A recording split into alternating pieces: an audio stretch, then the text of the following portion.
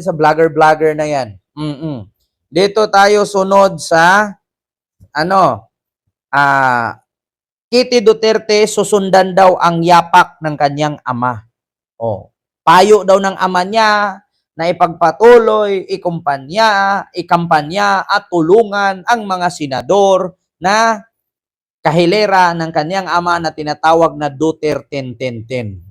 So ito po, mga kababayan. Pinayuhan ni dating Pangulong Rodrigo Duterte ang anak ni dating Pangulong Rodrigo Duterte, ang anak na si Veronica na sundan ang kanyang yapak sa politika. Ito ang pahayag ng partner ng dating Pangulo na si Hani Abancenia sa talumpati nito sa meeting de avance ng PDP laban. Hello po at maraming salamat Team A sa yung $20 super sticker. Thank you so much po and happy birthday to me. Ayan, thank you so much. So ito po mga kababayan, ang sabi dito ni Hanilet Abancenia, Hanilet, no, asawa ni Digong, common law wife, pangalawang asawa. Sarap to, pangalawa kasi kung masarap ang number 1, walang number 2. So mas masarap ang number 2. Ang sabi, pinayuhan daw ni Digong si Kitty na sundin ang yapak ng kanyang ama. Ngayon, kung ang ama kriminal, maging kriminal ang anak. Sundin ito, tuloy. Royal candidate na si Rodante Marcoleta kagabi. Gayunpaman ayon kay Abancenia, ayaw ng kanyang anak na pumasok sa politika. Nasaksihan mismo ni Veronica ang pag-aresto sa dating Pangulo kasama ang kanyang ina. Actually, mga kababayan yung pagka-aresto kay Digong, hindi po kidnap yun. Bakit? Hindi nyo pwede gawing basihan. Ito, klaro mga kababayan, hindi naman tayo bobo. DDS lang naman ang bobo.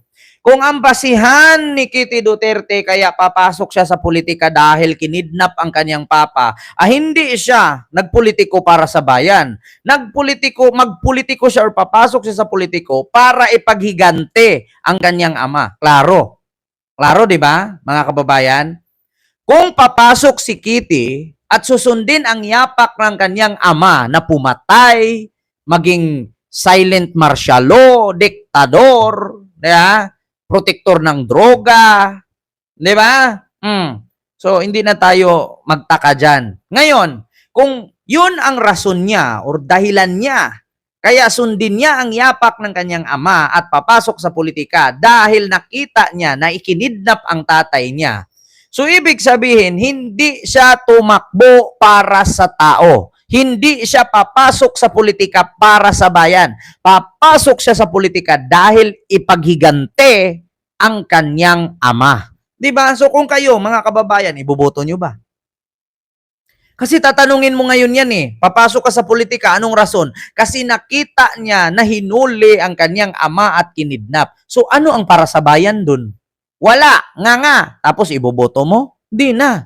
Bakit? Tatakbo lang naman yan Papasok lang naman yan kasi paghihiganti niya ang kanyang ama kasi nakita niya mismo kung paano kinidnap. So ano ang para sa bayan dun? Anong connection sa bayan dun? Ikakaunlad ba sa bayan ang pagtakbo ni Kitty at pagpasok niya sa politika kasi kinidnap ang kanyang ama? Saan banda dun? Anong connection dun? Di ba, mga kababayan? Ako, opinion ko yun. Di ko alam kung ano opinion ninyo. Kasi ang opinion ng mga DDS, isa lang naman lang sabihin, siyempre magaling ang tatay. So iboto namin kasi baka sakali magaling ang anak. Ang tanong, si Sarah nga walang ginawang maganda, kay Kitty pa. Pagod na tayo kay Pulong. Pagod na tayo kay Sarah. Pagod na tayo kay Baste. Dadagdagan nyo pa kay Kitty? Ano mangyayari sa bansa natin? Di ba? Anong mangyayari sa ating bansa kung ang panganay na anak walang kwenta, sumunod na panganay wala, sumunod na anak wala hanggang sa bunso? Anong mangyayari sa ating bansa? Rason na tatakbo sila at mapilitan daw si Sarang tumakbong presidente sa 2028 kasi ginipit ang tatay niya. So hindi sila tatakbo para sa bayan, tatakbo sila para maghigante. So ngayon iboboto nyo? Ako hindi. Bakit ko iboboto na pumasok at gusto nila magkaposisyon dahil maghiganti sila? Nasaan yung para sa atin? Nasaan yung para sa bayan? Wala, di ba? Wala. Anong mangyayari sa atin kung susundin niya yapak ng ama niya, puro paghihigante? Instead na tumulong ka sa kasalukuyang administrasyon, sisiraan mo. Tapos yung paninira mo, wala namang nangyari. Lahat ba ng sinabi ni Digong na bangag si BBM, adik si BBM, weak leader si BBM, nangyari ba yung sinasabi niya? Hindi. Bagkus, siya ang nakulong. Siya ang nandun sa dahig ngayon. Diba? Self-interest lang ang gusto ng mga Duterte siblings. Hindi sila tatakbo para sa bayan, tatakbo sila para sa posisyon at maghigante sa nangyari sa kanilang ama. Yun ang totoo, di ba, Sir Kendry? Oo. Kaya magising na tayo mga kababayan. Sabi nga ni Vico Soto, ako bilang kandidato, hindi ko kayo i-convince na iboto nyo ako. Piliin ninyo kung ano yung tama na para sa ikakabuti ninyo. Huwag nyong iboto yung para sa ikakabuti pero namigay naman. Di ba? Klarong-klaro, di ba, mga kababayan? Susundan daw ni Kitty Duterte ang yapak ng kanyang ama. Aba, matindi. Di ba? So yun, mga kababayan. Dito tayo sunod.